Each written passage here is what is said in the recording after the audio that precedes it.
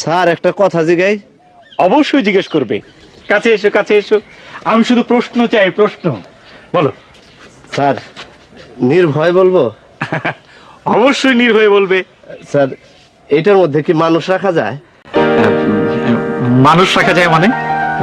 মরা মানুষ রাখলে কয়দিন টিকবো? মরা মানুষ রাখার দরকার কি? না মানে ধরেন কেউ যদি শখ করে রাখে, মানুষের শখের তো সীমা নাই। স্যার কইছিলাম না এটা একটা বিরাট ফাইজলামি করতেছে। স্যার আমি কি ফেল? তুমি ফেল না, তুমি বহিষ্কার। স্যার ওর মাথার মধ্যে দুইটা ইট দিয়া ঘুরান দেই। শোন, দূরে না, 10-12টা যা পারো তাই দিয়ে ঘুরন দাও। Okay sir. Thank you sir, চলেন যাই, দেরি হয়ে যায়।